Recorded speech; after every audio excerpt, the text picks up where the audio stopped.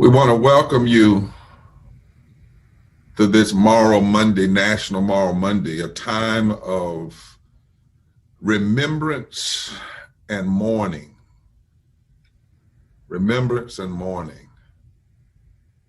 As more than 25 states and the District of Columbia, people, poor and low wealth people, their allies and religious leaders have donned their mask, have gotten in their cars, and since we can't march in the street, we're driving in the street, and we're remembering those and demanding that this nation stop and remember all the souls that have died, and then mourn their loss, and then be moved to repentance. You can go to the website on the top of the screen to sign our petition from mourning till a moral mandate, where we're calling on the president, the Senate Majority Leader, the Speaker of the House, the President-elect, Vice President-elect, that we must have a comprehensive, just COVID relief bill now. We must have a smooth transition, and we must have a moral agenda at the beginning of the new year and a new administration. Stay tuned, because we're going to be keeping Moral Mondays going for a while. We'll let you know how that's going to happen and proceed, particularly out in the new year. But we cannot continue to have compromise with those who are more interested in forcing one person on the Supreme Court or changing the vote counts of people than they are keeping people out of caskets. There can be no flinching when it comes to a demand that in the name and memory of all those who died, we must live for justice, live for concern, live for truth, and demand a full, comprehensive, and continuing recovery, just recovery plan that will not only move us out of this pandemic, move us out of this economic crisis, but will make it so that it doesn't happen again. Franklin Delano Roosevelt faced the Great Depression. He had a 3R program. We need the same thing, maybe even 4. We must have recovery from this pandemic. The kind of recovery that people get because they're human beings, not because of the job they have or the money they have. We must have a real dealing with the racial disparities and the economic disparities. I don't know if you all know, but we are finding out from our experts that they don't even keep the data on how this pandemic is affecting poor and low wealth people. They do it by race, but not by economics. And yet we can surmise what's going on. We know that poor and low wealth workers and people are being hit the hardest. We need not only to have a realistic dealing with racial and economic disparities, we must have a reimagination of our financial realities in this country. The reason people are being hit so hard is because they were hit hard before the pandemic ever happened. They didn't have the money for savings. They had healthcare connected to their jobs and not their bodies. They're afraid to go get tested because they can't afford. They're afraid to go to the doctors because they can't afford. And that is horrific in this world that we live in. And then finally, we must have a real dealing with what Liz and I, Reverend Dr. Liz and I have talked about, and that is that this current president and the Senate leader of the Senate, McConnell, and those who've gone along. He's almost ready to go. John! Ah! Where are you parked at? Those who've gone along with them have indeed engaged in a form of crimes against humanity. We ask that all of the people who are gathering around the country to do it in the most solemn way. There's no happiness in what we're doing today. I mean, we remember those who have died, but there is a certain sadness because studies tell us out of the 257,000 that have died, 210,000 didn't have to die. So much needless death. And we will not pass by their lives anymore. We will remember their smiles and their tears. We will remember every family and every person and everyone that was created in the image of God. That's all of us. And we will remember them and we will mourn this unnecessary death. But the remembering of them requires that we live for justice and righteousness, that in their memory, we must demand and never give up on this nation doing the right thing. Because if we don't do that, then we become accessories to the crimes against humanity, and that we will not have on our eternal record for no one. I know at least one family in my church that's lost over 12 members. I know one young 18-year-old down in Mississippi, Olivia, who today is helping to lead the Caravans, and she's lost 11 members of her family since March, 11. And in the midst of her tears and her brokenness, she's decided to be a part of the movement, to use their memory to fight for justice and to fight for righteousness. Already thousands have signed on to the petition, so look again at the top of the screen and make sure you send it out, push it out, tell everyone to join us. And then tonight at 6 o'clock, rejoin us when Reverend Dr. Liz and I from the steps of the National City Christian Church in DC will be there virtually.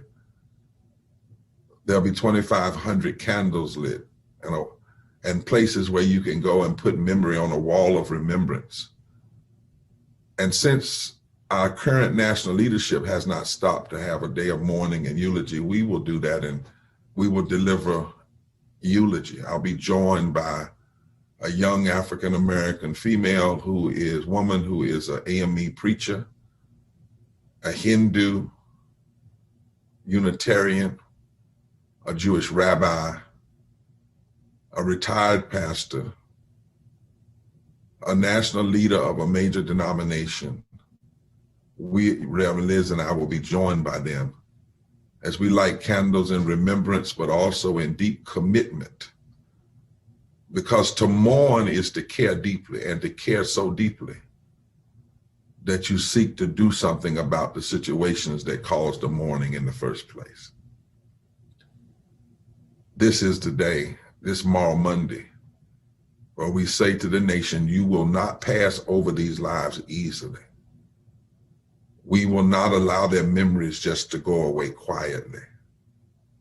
And in their memory and in their name, and because of our commitment to God and our commitment to the moral arc of the universe, we will never forget, and we will never stop fighting for what is just, what is true, what is merciful, and what is full of grace, and for what ought to be in this nation. Reverend Liz. Thank you so much, Reverend Barber, and for everyone that's joining us from across the country and world.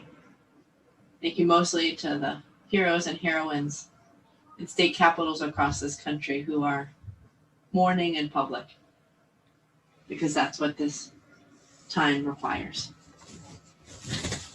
When you go to the website and sign and push out that petition, there's also space for you to add your photos, your names of those that we have lost to this COVID-19 pandemic and to the pandemics of poverty and racism, of ecological devastation and militarism. We'll be unveiling that wall later this week, later next week, but please add your names, add your photos. let us keep on remembering and honoring, and then deciding to take up the fight of so many that have come before us. As Reverend Barbara was saying, the more than 257,000 people who have died are just 4% of the global population, but 20% of the deaths from COVID. This in a country that has the productive capacity, the healthcare capacity to make this all history. These avoidable deaths need to move us to mourn and to keep on organizing and demanding that everybody has a right to live, and that we will commit ourselves every day to making their memory be a blessing on a movement that is growing in power and scope. And so it is now time to pass it back to Reverend Barbara to hear some of the stories of those across the country who are rising up, mourning, and in power, to share with us on this World Monday why we're doing this, what we demand, and how people across the nation in state capitals are committed together. Thank you, Reverend Liz, and thank you, Reverend Barbara, for that opening. Again, you will have the opportunity to sign the petition at vote.poorpeoplescampaign.org, as well as submit some the names for the morning wall and photos that will be shown later this week that we'll go live with. We are across the country right now and excited to bring these folks, even as we know that this is a deeply mournful and serious time, seeing some of the stories that we'll hear. We're going to start in Pennsylvania with Janina Gorman. And so if you would bring up Reverend Barbara and Janina to start. Pennsylvania, welcome you, Janina, to tell us what's going on there. Hi, my name is Janina Gorman from Altoona, Pennsylvania, and I'm here in front of the state capitol in Harrisburg with our Moral Monday Caravan in their remembrance. We are demanding just COVID relief, a smooth transition, and the implementation of a moral agenda.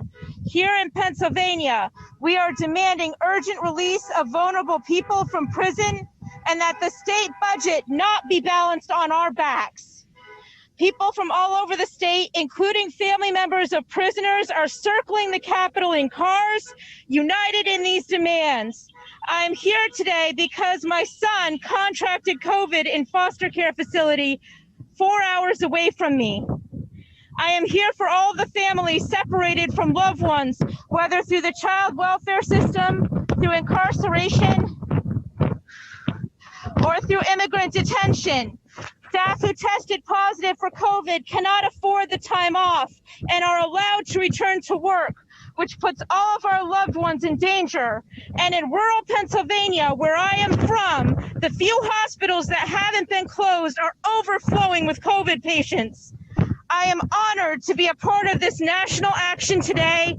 It gives me strength to continue our fight. Forward together, not one step back. Thank you, my dear sister from Pennsylvania, and certainly your sentiments register around the world. As we go to our next state in a moment, I want you to know that we have over 8,000 Asian people who have died, many needlessly. We will not accept that. We will remember, but refuse to ever accept it. 46,000 plus Black people, 2,200 indigenous people, 46,000 Latino people, 123,000 white people. And the reason we disaggregate those numbers, because we remember every life. We know that there's disparities. We know Black and brown indigenous people die 3 and 5 to 7 times more. We also know that the largest number of deaths in raw numbers are white. But what we know that's true about most of them is they are poor and low wealth. or they are, as my dear sister just reminded us, those persons who are incarcerated, many of them waiting on trial, some of them they don't have life sentences, and yet because they're being forgotten or because they're being unjustly not cared for, they're dying, and we cannot accept that. We must mourn because our people are no more, and we cannot accept it. Rob, the next state. Next, we'll be going to Georgia, where Jarvis Jenkins will be speaking to us. Hello, Jarvis. Yes, Bishop. My name is Jarvis D. Jenkins. I'm a disabled, retired combat veteran who suffer with PTSD and severe anxiety. And this has touched me personally. My hometown of Albany, Georgia was the hot spot when it first started. During that time frame, I lost 5 of my classmates from high school. The high school I attended in Albany, Georgia was Monroe Senior High School, the only predominantly black high school there and still there. So we would always get together, have lunch, or we would have some kind of event. And now 5 of those persons are no longer with us. And I was looking today, this morning, we got over 400,000 cases in Georgia and almost 9,000 deaths. And I don't want nobody to forget none of those people that we lost during that time. And this has affected me dearly because I'm personally affected by it. It's nothing political about wearing a mask. It's nothing political about social distancing. It's nothing political about washing your hands and stand out of congested areas. The sad part about it was when my classmates were going through this, we couldn't go see them. The only thing we could do was with the nurse on the iPhone, we could talk to them that way. But when it first started in Albany, sir, a lot of my classmates didn't know what was wrong. They just thought they had the flu or fever. And when they got to the hospital, it was too late, Bishop. It was too late. So my thing is this: we need federal help on this COVID relief, and we need to go to these rural areas where they're closing these hospitals, and the ones that are open, they're overflowing. And the people that are taking care of people are running out of equipment, and they're tired, and they don't understand why we're not out here wearing masks and doing the things that we need to do. That's right. So anyway, any kind of assistance I can do, I'm out here. I'm out here on this Mall Monday, and I'll be out here whenever y'all need me. Yes, sir. Thank you, my brother, we thank you for your deep commitment, your personal story, personal love. No, we will not forget. And that's why it makes no sense that we're not talking about it. We're demanding that there must be health care for all and expansion and free treatment and vaccines for everybody. And that we cannot have compromise on the issue of people's lives. These are precious lives we remember and precious lives we mourn. But we don't just do it as an act only today. The nation needs to know that you and so many others, as we remember and mourn today, it is a sign of our commitment to demand a comprehensive, just COVID relief that lasts as long as it needs to last, and a moral agenda going into the new year. And in a moment, we'll review for those online what that agenda is.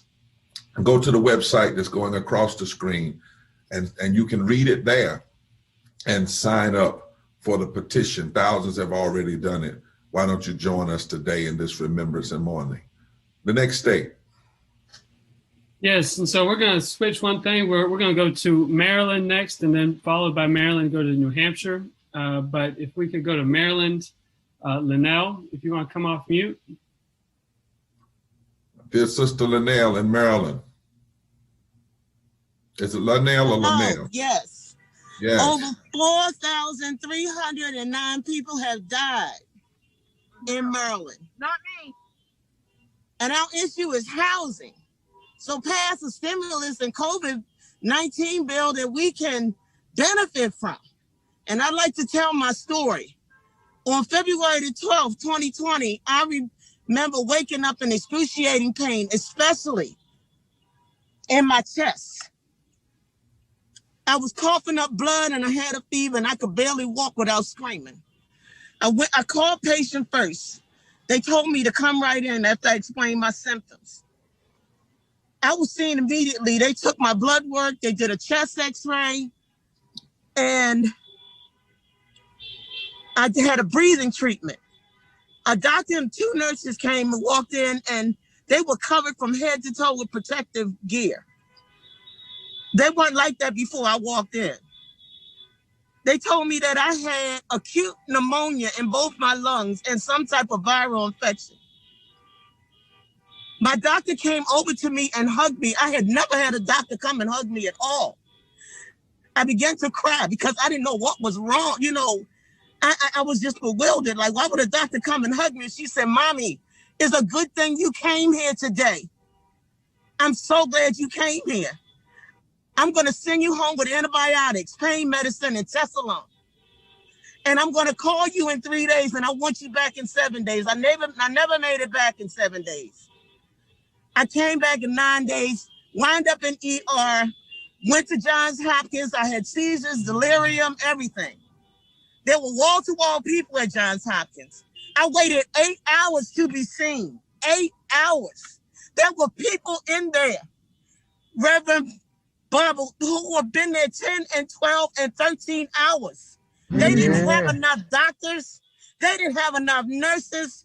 People were laid on the floor, vomiting, coughing. It was a disaster. They called me every 2 hours until my blood pressure just completely dropped. They finally put me in a room. I was hooked up to an IV. I was given all kinds of medicine. And upon all of this, it took me 10 weeks to get on my feet. I lost my job. I lost my insurance. I lost my car. You know, I'm telling you, it was a horrible situation to see all those people and myself lined up on the floor in Johns Hopkins. It was horrible. The president should have told the people about this so the medical system could have benefited and been prepared for this, because they clearly, Johns Hopkins was not prepared that day. And because it was absolutely a mess. And I'm just, and that's my story. And it just goes on and on. Now I have a condition, an autoimmune deficiency. I have severe asthma. My doctor said the best thing to do is to leave the state. I mean, this is how bad it is. Jesus. I had to file for Social Security because unemployment took too long. I am upset. My life has been turned upside down. I've worked all my life as a teacher. I wasn't ready to retire, but I had to. And that's the only income I have right now. And I'm just getting strong so I can work. I probably can't work a whole week, but I need to work because my Social Security isn't even enough after I worked all these years. And my retirement doesn't kick in. But that's my story, Reverend Barbara. God bless you. God bless this movement. God bless you. And the fact that you're telling it right, the lies that were told, you're alive to now fight for those, and you could have been dead. I thought I was going to die. That's right. I had a seizure. I thought I was going to die. Yeah. And so many have. And that's why we have to fight. This business of one little bill and most of it going toward the corporations is crime against humanity. It's mean. And we cannot let this happen and we be silent. That's why these caravans are happening. That's why we're going to continue. We're not going anywhere. We might not be able to march in the street, but we will not be silent. We will be heard. No. We're going to demand of the new administration that they do what needs to be. We demand of this administration, of Congress, because your story is so real. And so many people with that story, they didn't end up even alive. They left here. And now it's act as though they want us just to move on and just forget people. No, we can't do that. And we won't do that. And so my sister, Carrie, thank you for your courage, your commitment, and thank you that you now say, even though I've been through this, I'm going to use part of my life and my breath to fight that this never happens again, but first fight that this country does right. And in the name of those who have dead, we must do right for living. God bless you, sister from Maryland. Thank you so much. Thank you. Rob, I'm going to turn it over now to you and Reverend Liz. Brothers and sisters around the country, I just got to step away to get ready for another piece for this movement and this eulogy. But listen, we cannot stop this. You all hear these stories, and there are more to come, those of you that are listening in. We cannot, in the name of those who have died, we must live now. We must live and demand that this nation respond properly and repent for its failure, but then respond in repentance with righteous laws and righteous change. We cannot accept this as normal. No way, no time. No way, no time we can accept this as anything like normal or what ought to be. This, what we have seen and are seeing, is a crime against humanity.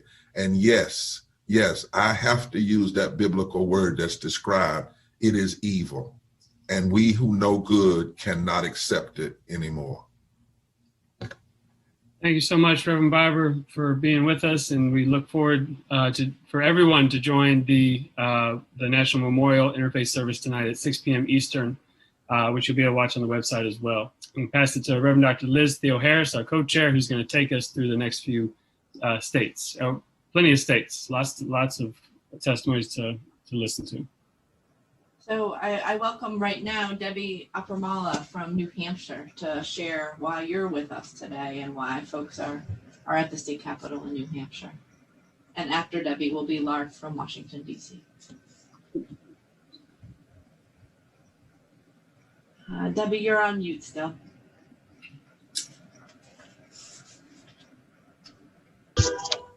Today I'm at the state capitol of New Hampshire, and we live tribute to the people who have gone on before us.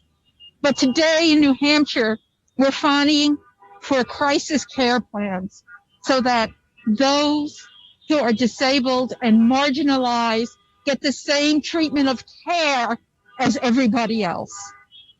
This is a community that is marginalized, and when we go to the hospital, because we're in that second phase of COVID, the choices will not be the same as for everybody else. They assume the quality of life of the poor and disabled is not the same as everybody else. But I will not be silent. New Hampshire will not be silent. We want care plans that are transparent. We want care plans that families actually understand and know. I am a mother of a severely disabled child, and I will not let someone else determine whether his life has a high enough quality to live. This is happening not in New Hampshire, but across the country. We must rise up and say, everybody means everybody. The poor, the disabled, LGBTQ plus communities, and we don't give you the right to judge for us who shall live and who shall die. Well, thank you so much for being with us, New Hampshire, for your story, Debbie. And indeed, we are coming together. We're demanding a just relief package, but we're also demanding that everybody's got a right to live and to live with dignity. I'm going to move us along to Virginia. We're going to hear from Maria, who will be translated from Spanish into English by Reverend Leah. Mi nombre es María Mallorquín y estoy aquí representando a mi esposo Edwin García, que está detenido en la detención de Carroll. Desde febrero, él contrajo el COVID. Desde febrero, él contrajo el COVID y como muchas otras personas, un señor ha muerto en esa detención. Por el virus. Necesito a mi esposo en casa. Él era una Él era el sostén de mi familia. Él era una persona de que sostenía a mi familia, mis hijos en casa. Yo sola con mi enfermedad, yo padezco de una condición crónica de lupus y de artritis reumatoide. En mi casa todos y mis hijos salimos contagiados con el COVID.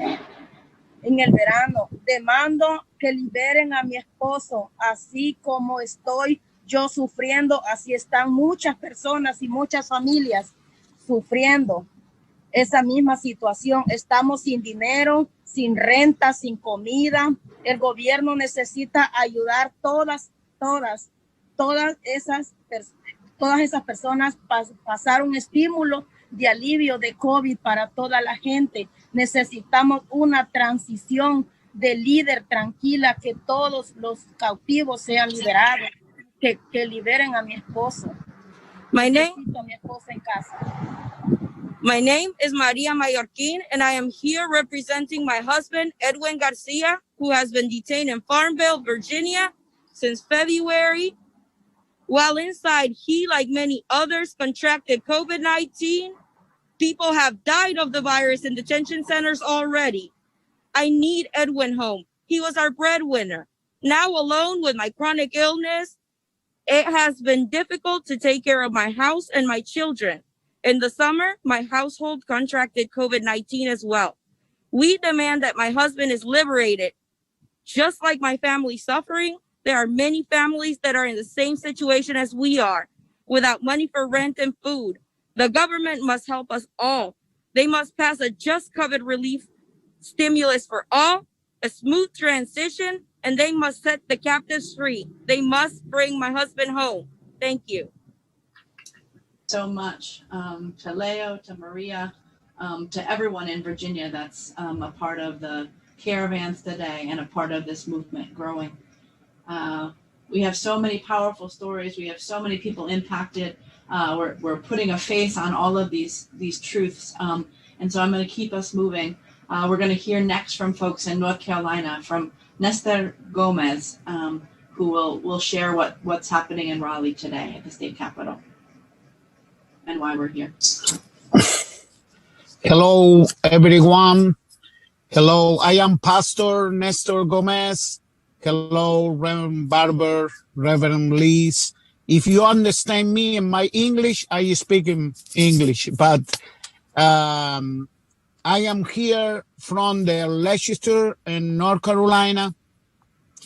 I am pastor. I represented the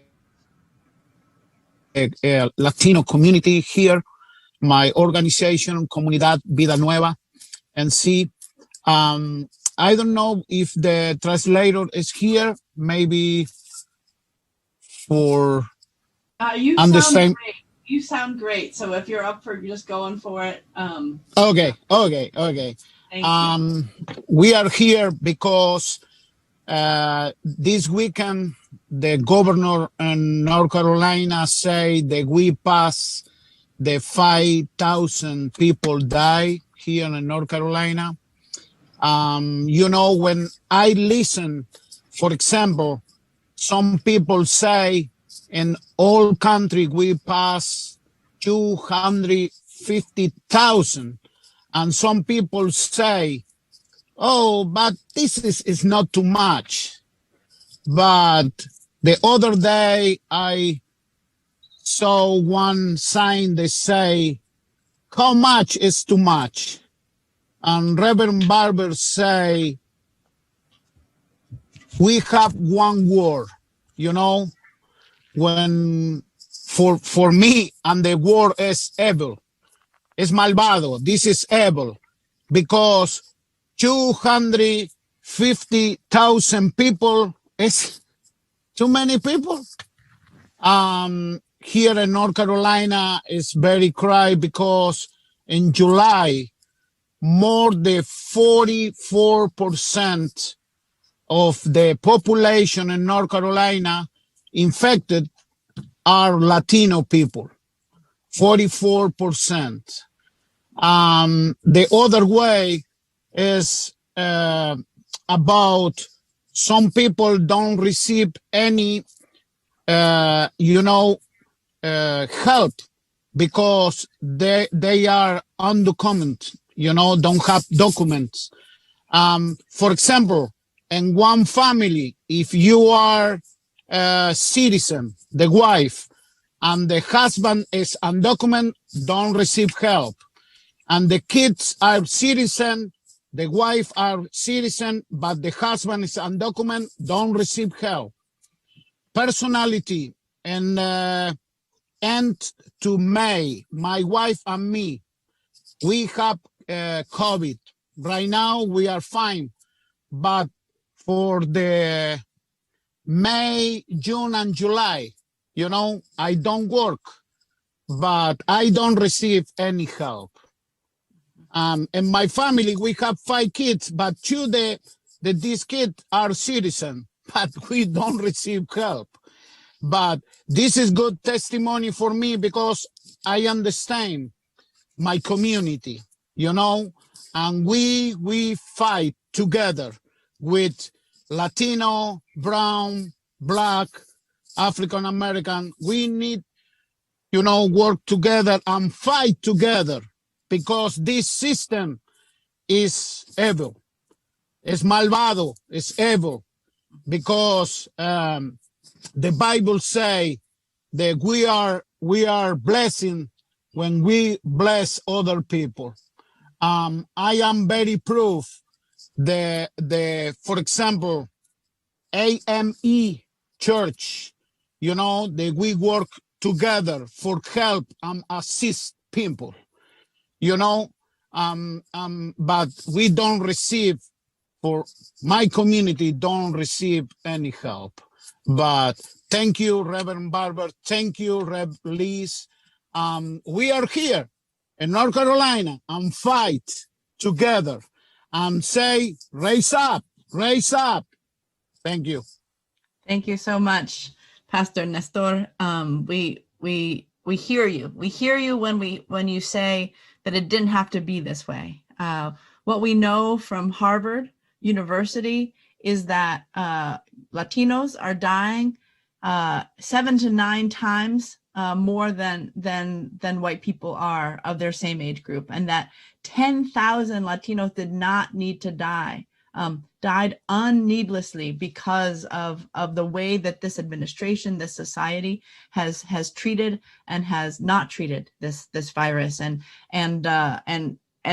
poor and people of color are so disproportionately impacted by this, and we've seen also in this pandemic that it doesn't have to be this way, that this lie of scarcity is just that, it's a lie. And so thank you so much for being here, and thanks everybody for being here. We're going to move to Massachusetts, to Maria Colville, who will share why she's involved, how she's impacted, and what folk are doing in Massachusetts at the state capitol there. Maria, it's so good to have you. Thank you. Can you hear me? You sound strong. Okay, great. Hi, my name is Maria Carroll. We're at the State House. I've been a PCA, not a PCA, but a home healthcare worker for over 30 years. And with this COVID-19, I've lost close friends, I've lost church members, I've lost connections with people on staff. It's just a terrible thing. This COVID-19 pandemic is the first or the priority pandemic right now. But we are actually going through a tridemic. The fact of the matter is, we have the sickness that we have to deal with as priority, but we have systemic racism, and then we have the fact that there is not the truth being spoken to the people. Truth is a solution to everything, because if we know what we're dealing with and how we're able to understand it, then we can apply the right solutions. As far as I know, in the law, once you premeditate the death of a person and then they are killed, that is murder.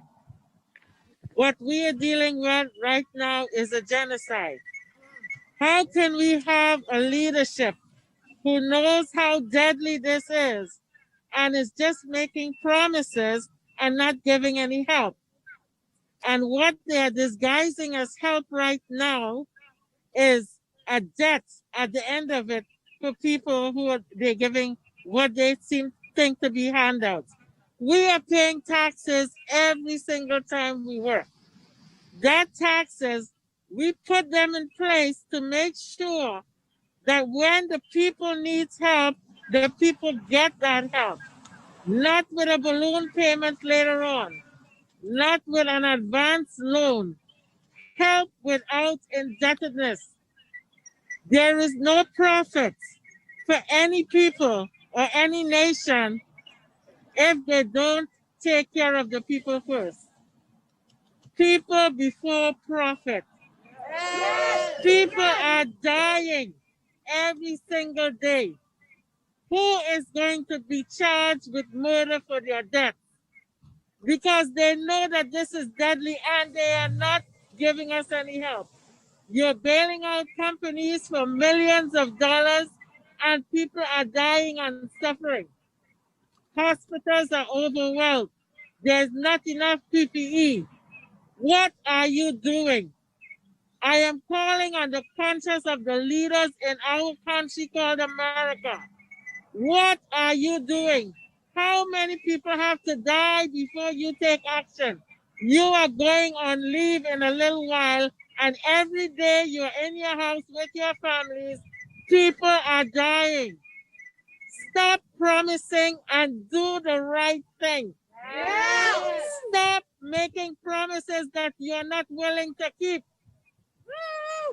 Nobody is responsible for the crisis that we're in right here, right now in America, other than our leading officials that we elected, that is supposed to be there to help the people, so in turn the people can help the upliftment of this nation.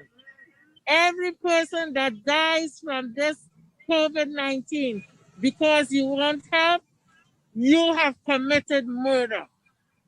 Every day that people die, you as our leadership have committed murder and genocide. Stop the death.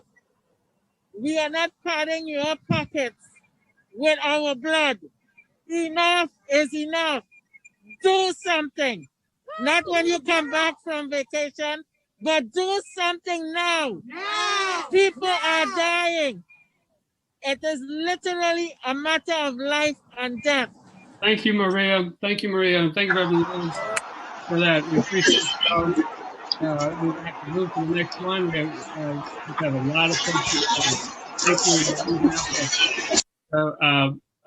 To Maine. It's her. Yeah, because they told me to turn it around. Oh, okay. So Aubrey Trout, will you share? Now we can you hear me? Okay, yes. Good. Yes, I'm Aubrey Trout. We are demanding, we are mourning today, driving around the Augusta, Maine Capitol. We are about 15 cars strong, I would say. I myself, when it comes to the effects of the pandemic and no stimulus being passed, I am 37 years old. I'm a single mother. I'm on an unemployment for the first time in my life. My daughter and I are living at home with my parents who are helping us make it.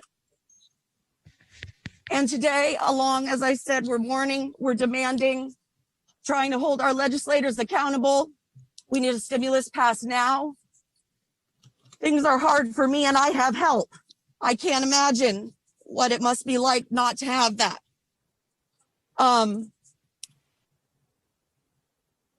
Sorry. You're good. You're good. So we're with you. It's hard. It's hard, $187 a week. And like I say, I have help, but since the extra COVID relief money ended last July, I get $187 a week, which is about 2 trips to the grocery store, maybe a tank of gas. And I can't imagine not what it must be like for so many people who have it worse than I do. So we are here. We are, got my bullhorn. We're singing, we're driving, we're honking, and letting everybody know that we're not going anywhere, and we're going to keep our eyes on the prize and organize. And we're doing it. As I say, we're about here in Maine, Little Augusta, Maine. We're about 15 or so cars strong. And Well, Maine, you're not alone. We have people all over the country who are mourning and organizing. And thank you so much, Aubrey, for everything you do and for coming into this fight and doing it with us. And so I'm going to now connect with your sisters, your brothers and sisters out in Mississippi. Olivia Womack and Leah Campbell, can you tell us what's going on in Mississippi and why we have to continue this fight? Yes, good afternoon, Reverend Liz and everyone across the country.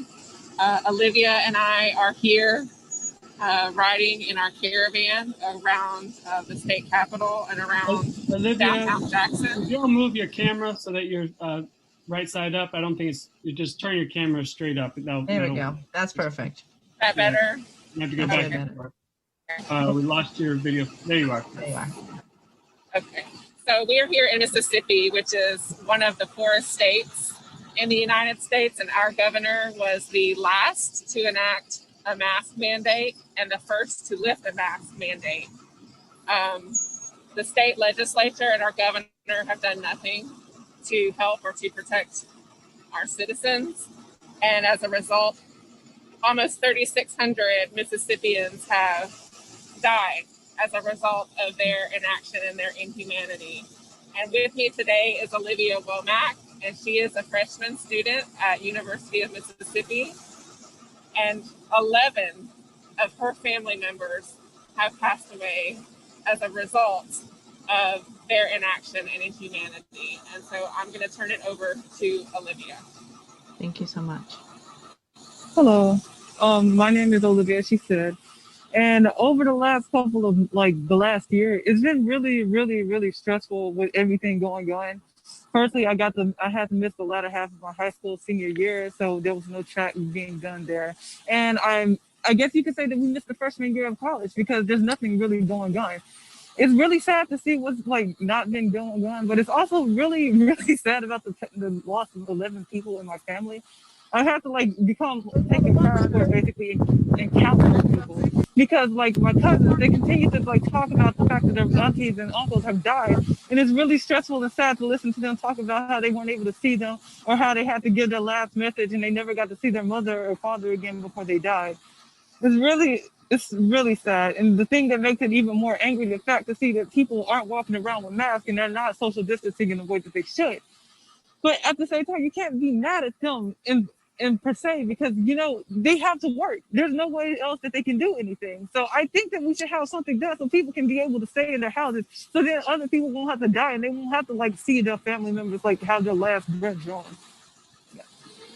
No, that's right. That's right.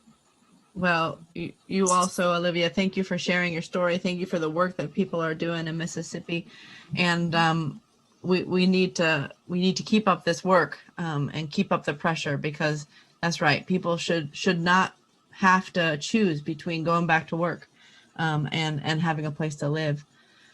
Going to move to Bianca Richardson in South Carolina. South Carolina is going strong. Can you tell us how things are going and why you're here with us and your story today?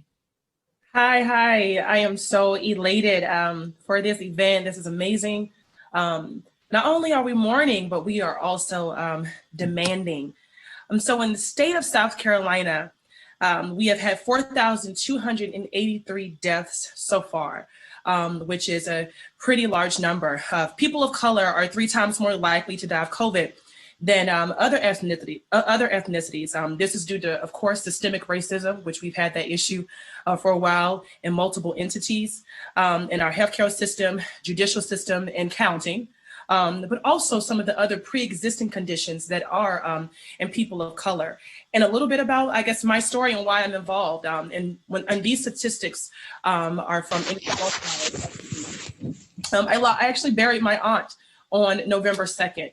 My aunt, she was a martyr of the Charleston community. She had a restaurant that fed many people from across this world. And I lost my aunt due to COVID on November 2nd, and we buried her. I can't tell you how that death has affected my family tremendously. Granted, she did have some other pre-existing conditions, such as some issues with her kidneys, but COVID definitely kind of just took her out. And secondly, I think I have a nonprofit called Love Yourself. And Love Yourself is a nonprofit that encourages young kids, primarily young girls, through self-esteem building. So we cover everything from up under skincare, hair care, nail care, the importance of financial literacy and higher education. But one of the events that the kids in the community look forward to, we have an annual summer camp. And this is a safe haven for these kids.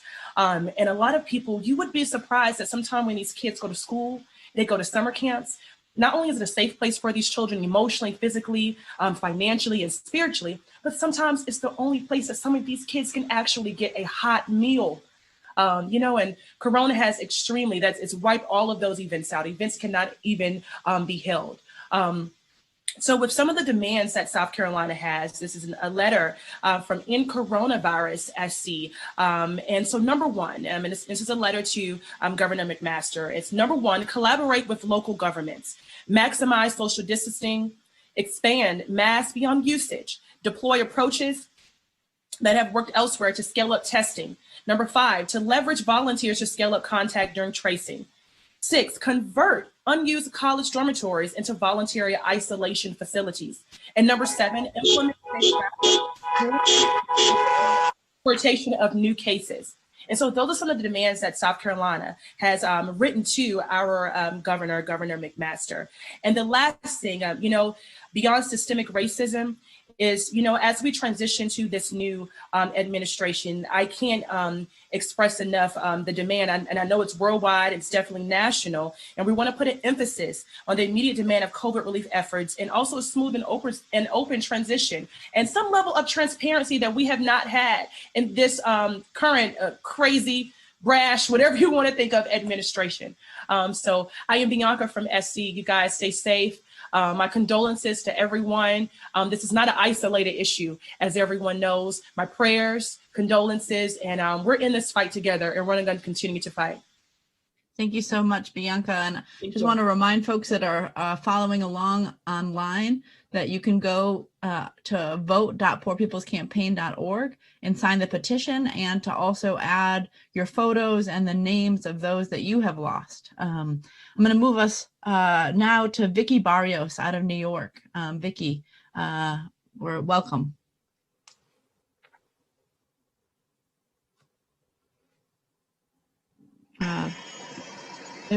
Vicky, do we have you?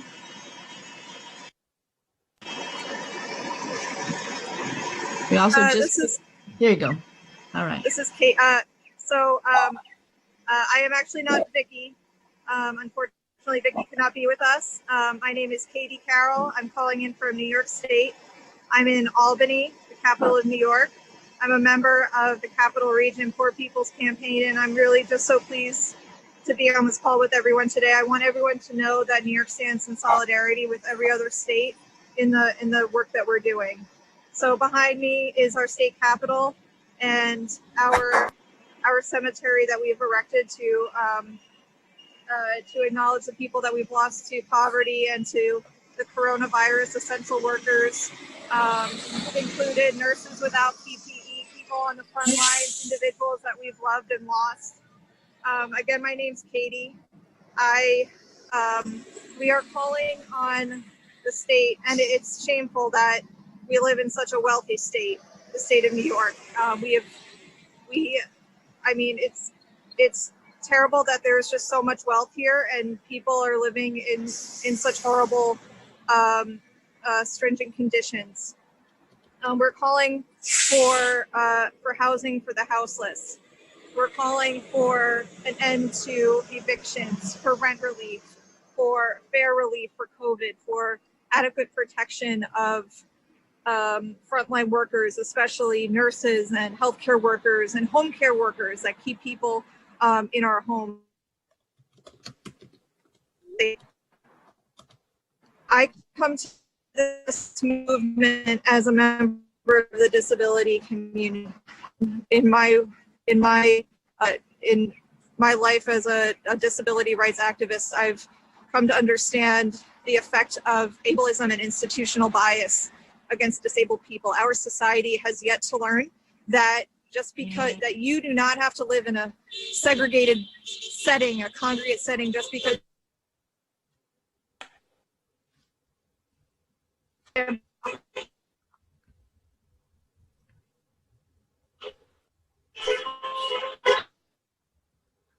I think we may have kind of had a not great connection with you, Katie. Thank you so much for being here, for the powerful cemetery, for the powerful witness. I think what we want to also show here is that this is happening all over the country. We're doing these caravans at state capitals, and you can see some of them now. Again, in 25 different state capitals in Washington, D.C., folk are coming together with this petition, with power.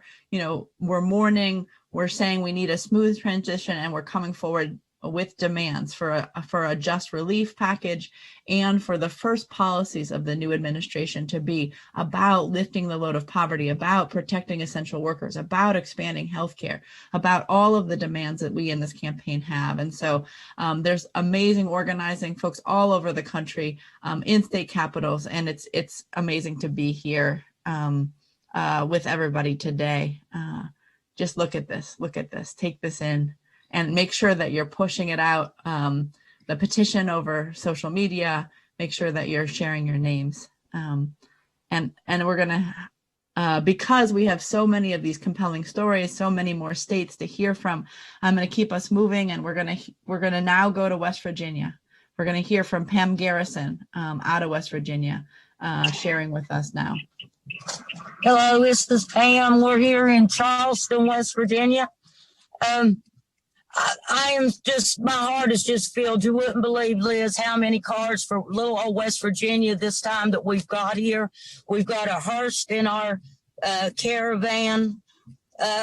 This is just overwhelming, the sadness, and then seeing these pictures and these names. And here in West Virginia, we're almost 700 of us has perished now. Our governor just a week ago issued a mask mandate. Finally, our numbers has went up. We've broke records for the last 10 days. Our prisons has had one outbreak after another. Stevens Prison, after it's got 300 and some prisoners, 200 and some of them has COVID. We're still trying to get our governor from the last stimulus bill to give the kids a clothing voucher. We live in mountains. It's getting winter. Kids need clothes. They need winter coats. I'm unemployed right now. I'm a self-employed housekeeper. You know, we can't put ourselves in that kind of risk going out. So we're struggling. And the poverty level is set so low. My husband gets $1,000 a month Social Security for the two of us to live on for a month. And we make too much to get food stamps. You know, it's just, and now I can't work to help us. My daughter is in one of the COVID hospitals down here. I think our country is struggling with, we're all having PTSD. You know, we're all under post-traumatic stress from this. And all of our leaders are MIA. Ours down here seems like they've been MIA since it started. Our leaders in Washington has been MIA since this started. We are sad and we're angry. And we demand justice. We demand justice for our dead. We demand justice for our living. And so we are here, and we ain't going away. We are not going away, people. We are going to keep fighting until we get what we deserve. It is our government. It is our country. And these are our people.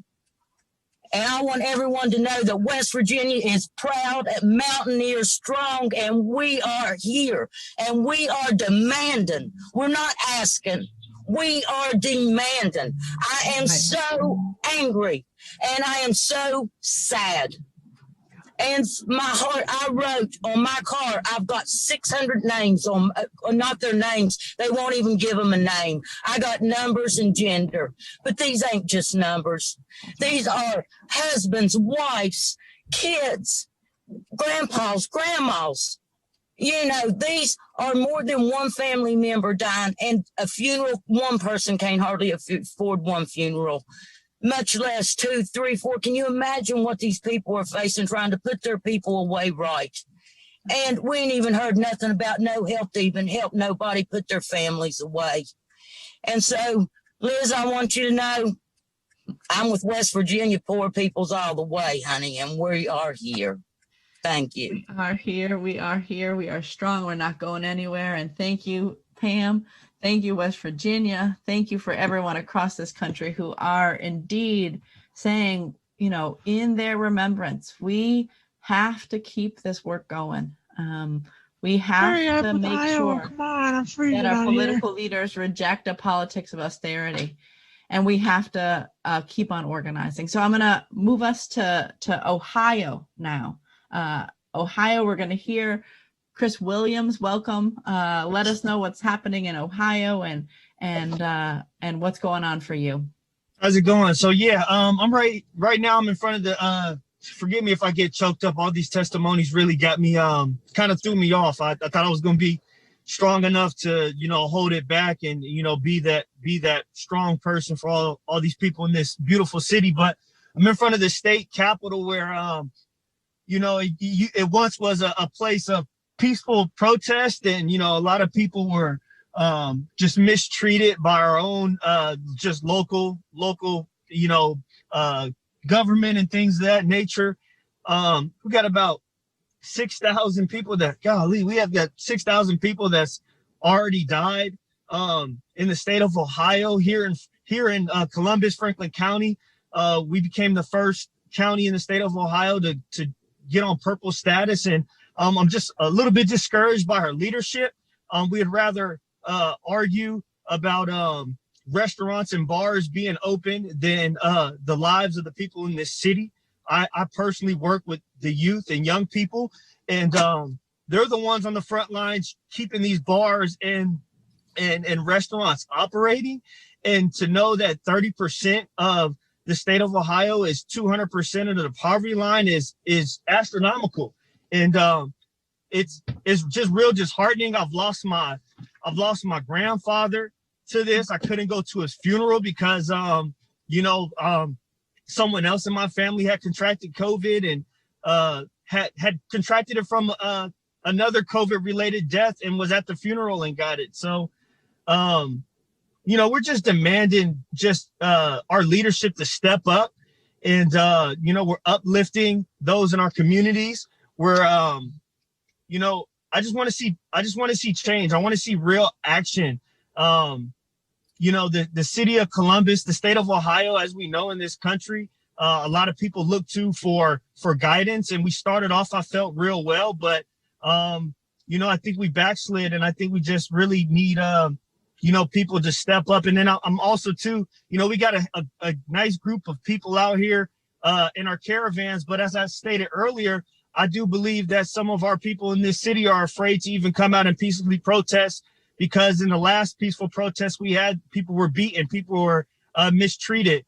There was bloodshed. And then also too, with our poverty rates, you know, I'm speaking in a you know, I'm you know, 200% of the poverty line. But yet I have the privilege to have a vehicle and to drive around and have a voice for those that don't have a voice. But most of the people that live in poverty don't have, you know, meaningful transportation. And it's an issue. And there's just a lot of things that need to be done. I think we all know that we need some type of relief from our leaders. And, you know, we need to get out of the shadows and really start making some change. So, you know, I'm just really grateful to have an opportunity to speak on the behalf of Ohio. And, you know, I think we have a lot of courageous people in this city that just need to stand up and live what they preach and just do the right thing. And I'm just really burdened that so many people have died in this state. And I have students whose families have died. Numbers of students who have contracted COVID from this because they're on the front lines trying to put food on the table because their parents have been, let go on their jobs. Not to mention the lack of technical support for our young people in the schools, or the fact that in the state of Ohio, we even have young people in the schools without, real relief or care, and a plan. It's just a lot of talk. And so I just want to uplift those, and I want to mourn with those who've lost family members, who lost loved ones, those who aren't able to work. I just encourage anyone on this call, if you can do anything for the next person, just do it. Don't question it. Just do it. And, because if our leadership doesn't want to take accountability, it's going to have to be us, the people. I think that we can do it if we can all come together and put our biases aside and just love one another. And, I just want to see real action. So again, thank you all for just allowing me to speak. And, we're going to make some change here in the state of Ohio. And we just encourage you all to, band together and, do the things that we know need to get done. That's right. That's right. We do know what needs to get done. And thank you so much, Chris, for those heartfelt words, the testimonies, and the analysis of what's happening in Ohio. And it's as we all know, happening across the country. Reverend Barber opened us up, reminding us that 257,000 people have died in the United States. 12 million infected by this virus. And Columbia University tells us that upwards of 210,000 of those people did not need to die. But it's really the inaction, the ineptitude, the irresponsibility of our elected leadership. And so we still have more states to hear from. And this is a powerful day of caravans, of a Moral Monday, of us raising, these demands and indeed doing this in remembrance of those who have come before, those who have been lost to this awful pandemic and to the pandemics of injustice. So we're going to move to Delaware now. Reina Bahena Alvarez, we're ready to welcome you. Thanks for being here and share with us what's happening in Delaware. I do not hear you yet. Let's come back to Delaware. Charita. ¿Ya? ¿No? Charita, are you ready? Are you there? ¿Qué dice? Hi. ¿Reina? No. ¿Reina? No. Reina. ¿Te están diciendo Reina? Déjame, no lo escucho. Ponte el uno, ponte el otro. Yo tengo el uno. Charita, is Reina able to talk? Yes, she is. All right. Welcome, Delaware. ¿Estás conectado o no? ¿Bueno? ¿Sí? Ya, sí, aquí estamos, mira. Ya, Reina, di, yo te traigo. Hola, yo soy Reina. ¿Ya hablo? Sí, por favor. Sí, por favor. Bueno, yo estoy en esta caravana porque estoy...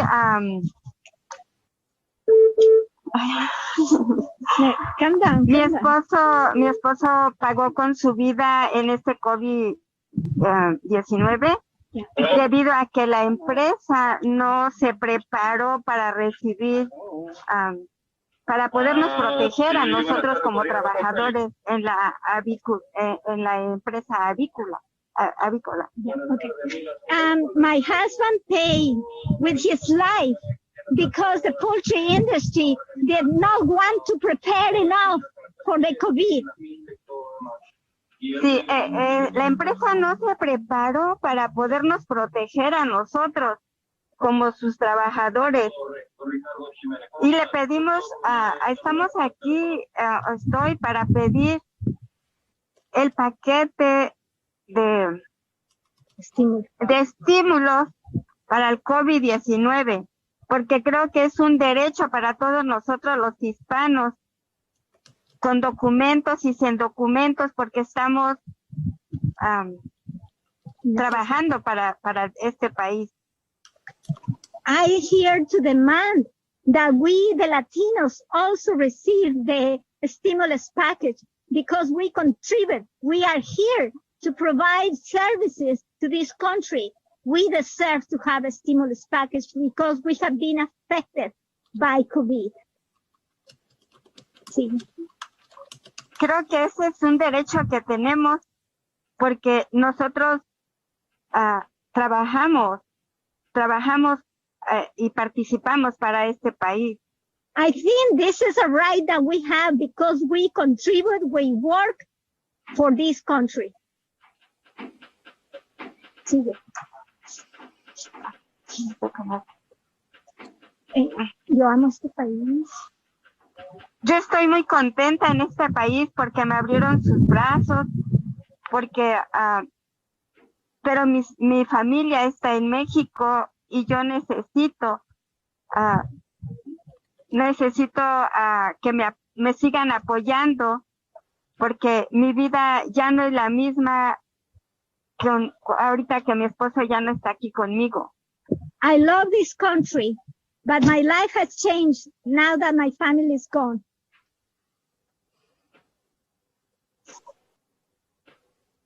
And I need support like anybody that have lost their loved ones.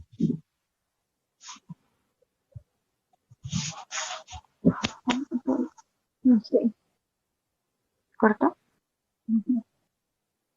This is what Reina had to say. We were here with 15 more cars all over, and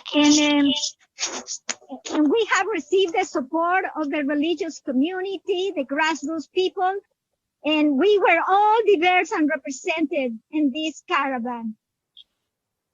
Thank you so much, Reina. Thank you, Charito.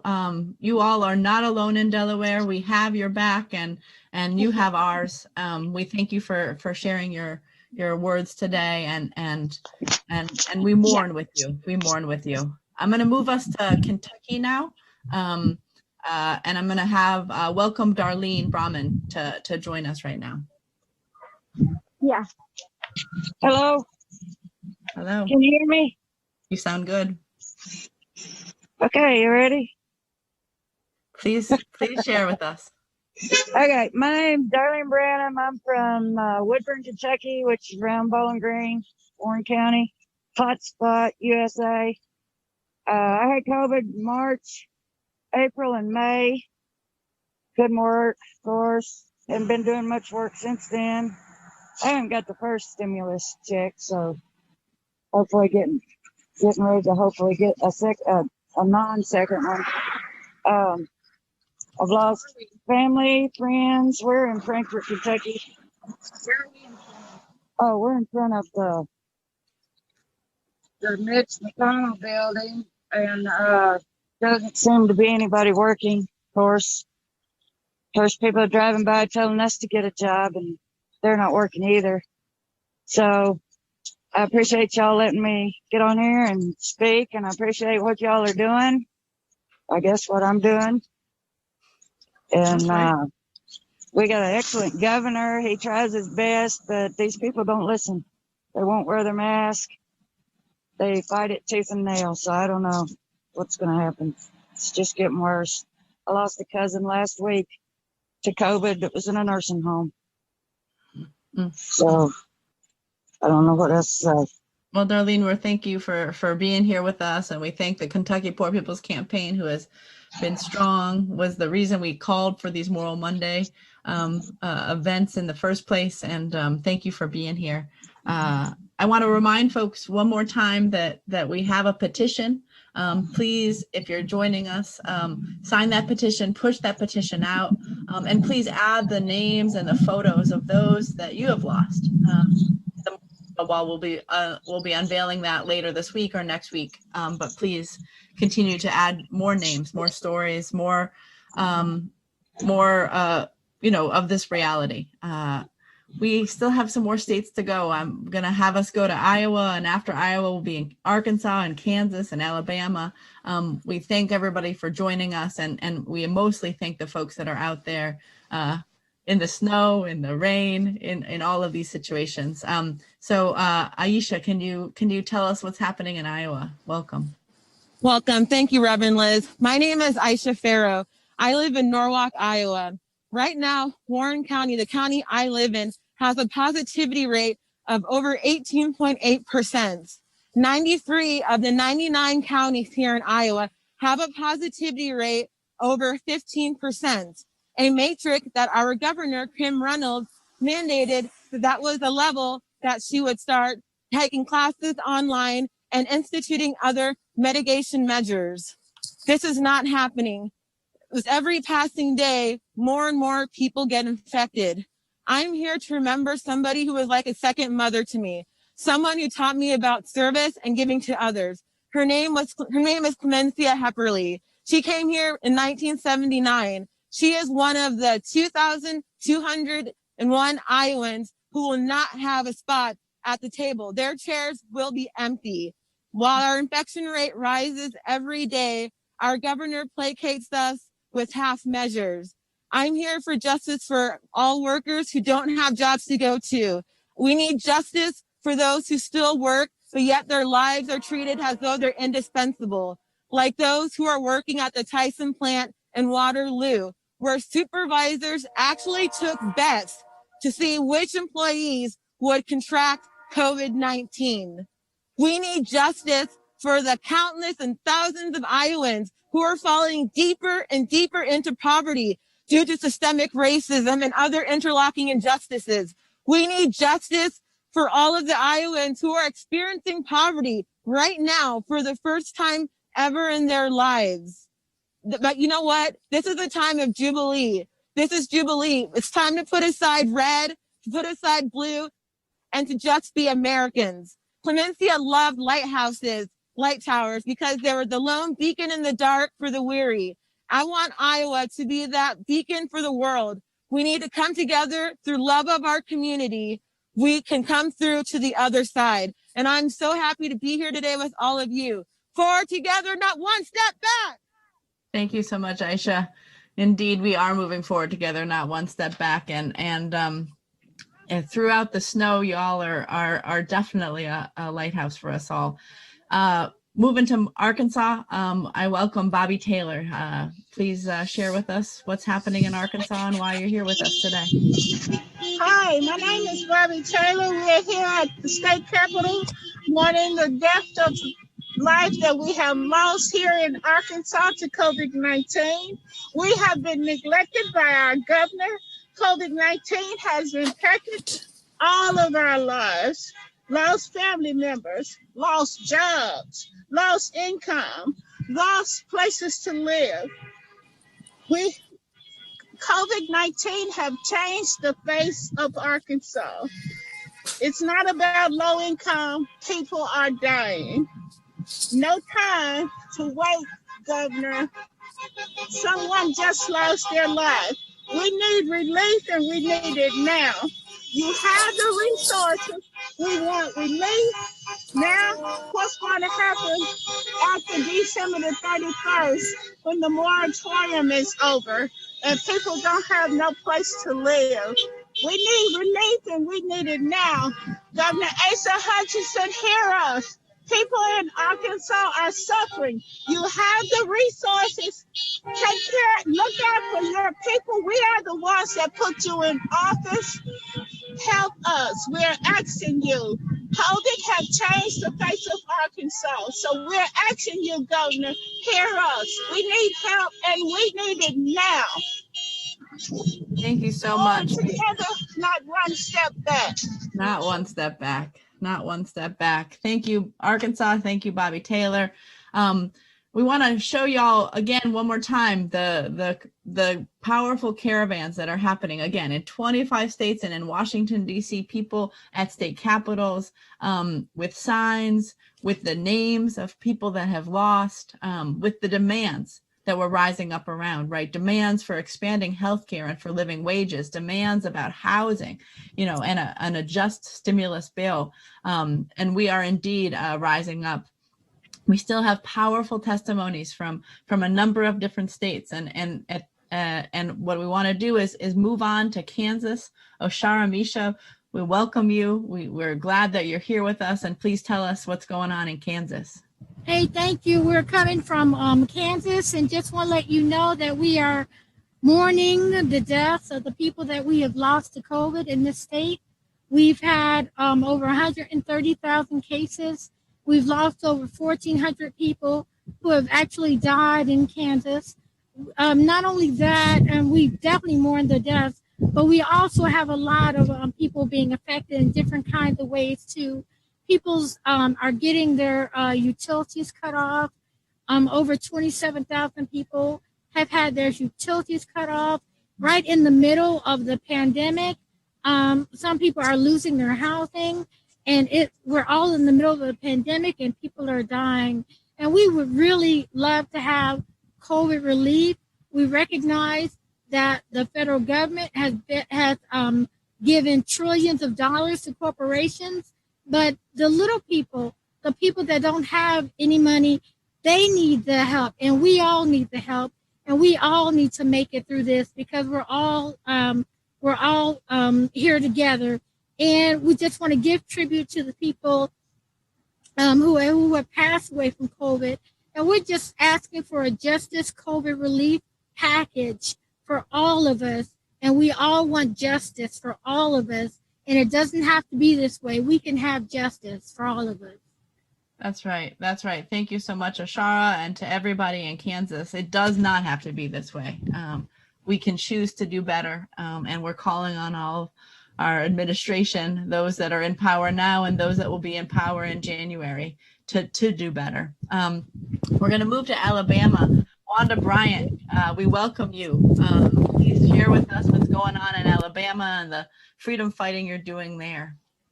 Hi, I'm Wanda Bryant. I'm one of the tri-chairs here in Alabama, and I'm 62 years old. I'm taking care of 3 of my grandkids, and COVID-19 has put a strain on millions and poor and working people in this country. As with everything else, poor people are hit first and the hardest. Like so many people that I know personally, I fit in this category. When the school closed as a result of the pandemic, I was forced to oversee the virtual learning. I had to make a decision on whether I wanted to send my kids back for in-learning or virtual learning. And because I wasn't comfortable with their plan, I chose to do virtual learning. The virtual learning has caused me very bad income. Like, it has changed drastically, and it has put a lot of stress on me because you never know this month what you're going to pay or what's going to come off. So it's just something needs to be done with some kind of COVID relief stimulus fund to help people like us. And I'm here today to mourn and grieve for people, the low income and low wealth people, and the people who have been affected by the COVID virus. That's right. Well, thank you so much for being here, Wanda. Thank you for being a tri-chair of the Poor People's Campaign in Alabama and for all the work you're doing. I'm gonna move us to Texas right now. Beverly Akumo, we'd love to hear what's happening in Texas. Beverly, are you with us? There we go. Yeah, hold on. Oh, wait a minute. Hello. My name is Beverly Okumu, and I have been homeless in Austin for 2 years because I've been targeted for destitute by Indiana and Texas with systemic racism. I am living at a Salvation Army COVID-19 motel due to COVID-19 being detected inside the Salvation Army. Now, caseworkers and case managers have not even helped me to obtain a birth certificate from Indiana, and I cannot access any services in Texas without it. Yet the city of Austin is telling us that we need to leave the motels by December 15th, during the coldest month of the year and right in the middle of the holidays. And most of us don't have anywhere to go but back to the streets. Are they trying to add us to the COVID-19 mortality rate? Do we want to be a morally bankrupt country? A country is best judged by how it treats its most vulnerable citizens. That's right. And our state and national leaders must do better. 2 steps forward, no steps back. Not 1 step back. This country says, God bless America. If you want God to bless America, We need to do better by our citizens. We cannot outgive God. God gives more than anybody. If we give, he will give more. Thank you. Thank you, Jesus. God bless America. God bless the Poor People's Campaign. Thank you so much, Beverly. Thank you to everybody in Texas. Indeed, what we're hearing about the situation you're in, Beverly, in terms of homeless folk that are being turned out on the street in the holiday seasons, this is not right. This is not just, and it doesn't have to be this way. I want us to move to Utah. Marcus Pegasus, can you share with us about what's going on in Utah? We see you strong. Good. Can you hear me? You sound good. Okay, great. So I'm here on stolen land. This is the state capitol, but it is traditionally Goshute land and Eastern Shoshone, as well as our neighbors, the Paiutes and the Utes. Utah's named after the Utes. Here at this capitol, they need to do a lot more work to help us out, all the people that are suffering from coronavirus. And we've been focused a lot on the people that are dying in our prisons and jails. We have 700 people that are infected in the jails here, and we've got 7 people that have died. It's about 2 dying every week here in Utah in our prisons and jails. And this is totally unacceptable, of course.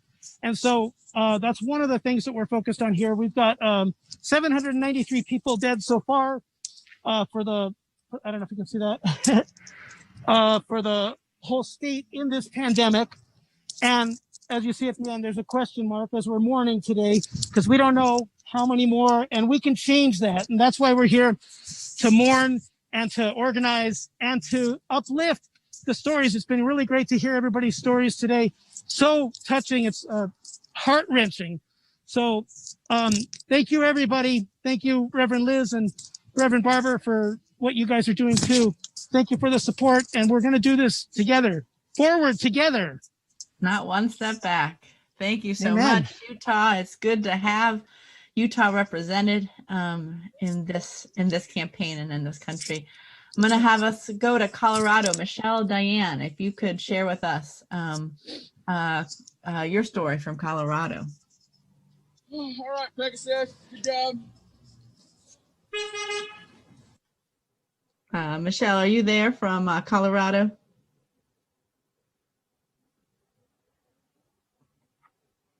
All right, we'll go to California and then we'll come back to Colorado. Jamelia Land from California, can you share what's happening out west in California with us today? Okay, so I'm Faye Wilson Kennedy, one of the co-chairs. We would like to thank Jamelia for coming to join us. She's going to tell us her story. We have more than 70 cars here today, so Jamelia, come and share your family's story. We know it's a difficult story for you, but come and share with us. Thank you very much. Thank you, Faye, and thank you, Jamelia. Good afternoon, everyone. My name is Jamelia Land. I am a survivor of COVID-19. March of this year, I was diagnosed. I've been hospitalized 3 times since July 16, 2020. My father, Willie Elvin Land, died from COVID while in a nursing facility. I just want to tell everyone that, this is a critical time for us in our communities right now, that COVID-19 is very real. It is impacting people across the country. For those who don't believe it, for those who refuse to wear masks, for those who continue to engage in behaviors that put us all at risk, when you do that, please stop and think that there are people like myself and like my father who are losing their lives. I never had a chance to tell my father I loved him. I never had a chance to say goodbye. He was diagnosed July 10th. By July 16th, he was gone. So it is real. And I just thank you all so much for giving me the opportunity to be able to share my father. I was my father's only child, and I loved him dearly. Thank you so much, Jamelia. Our heart goes out to you and to the hundreds of thousands who have lost loved ones. This is why we must keep organizing. This is why we're doing these caravans, why we're remembering. I want to see if we have Colorado. Michelle, are you with us? I know there's been a powerful caravan in Colorado. I just don't know if we're connected right now. All right, so we're going to move to Washington, D.C., our nation's capital. Lark, welcome. Please share with us your story. Hi. Yes, I had the wonderful opportunity to talk about my mother's story a little over a year ago in D.C. when you guys were here. This is just a reminder. This is my mother and me. And during that time, it was the conversation was trying to bring her back in DC. Sadly, 2 weeks ago, my mother, though, died of COVID-19. She was 91 years old. And honestly, when we say the words no justice, no peace, that's been my life. I've had no peace for the longest time, only because I've had no justice for her. And for her to be, she was a state of the ward, and I didn't have much say in her health and her well-being. And now that she's gone, I have no inheritance, and it's, I have no job. My kids, they're struggling in school. So it's just really, it's really hard for me to continue on and to have no voice, to have no say. When it comes to even with my own family, I don't even know when I'm going to get her ashes. Any of her wishes weren't granted, and yeah, it's just been generally very tough. And to this point, and to all the wonderful states out there, I hope not only you guys keep on advocating in your own home state, but also continue advocating within your local politicians, because they really need to cancel the rent, cancel the mortgage. They need to guarantee health care for everyone, make sure this virus is free so everyone can be healthy and be able to survive this pandemic. But it's truly shown the disparities that have been out there for the longest, and it's just questioned many Black and poor and brown people for the longest time, and they're just wiping us out, and they don't care two shits about it. They just only care about the mighty dollar and over our lives. So thank you for this opportunity. Thank you so much, Lark, and our heart breaks with you. We want to finish up at National City Christian Church, and so I turn it to Zilla Wesley, one of the chairs of the work in Washington, D.C. Zilla. Hello, everyone. Can you hear me? You can. So we are getting ready for tonight's event at 6 p.m. We are putting our candles out to represent all the people that have passed away due to this COVID-19 or this healthcare system. In DC itself, we lost over 600 people to date. I know personally myself, I know 33 people who passed away from this or poverty. We are working on a banner of pictures that were sent to us earlier, and you will see that tonight, of people we lost, of stories we lost, because this is Thanksgiving that we're about to go into, and it's supposed to be a time of plenty and family and joy, but a lot of people will be missing at different tables for different reasons. Just for one, for us to keep our people safe. And also DC, we're at National City Church. It's in the middle because DC is not a state. And so we need help on all sorts of fashion. You heard from Lark and her story, but her stories are like many other stories. Like I got a call today, people need food. People are hungry. Our money is not coming. We really just need help. So tune in. And also we're in collective mourning, and we are in a place where we just need to rise up together and just love each other and really support each other in this time, because we need to mourn our losses, because we haven't since this whole pandemic has started. And today is a time where we come together at 6 p.m. Eastern Standard Time for us to just really have a collective cry, a collective acknowledgement of all the loss that we have. And it seems like people are okay with this loss, and we are not expendable people. So thank you. Thank you so much, Zilla. Thank you for the work that's happening. And we do hope folks do join us at 6 o'clock for this National Memorial.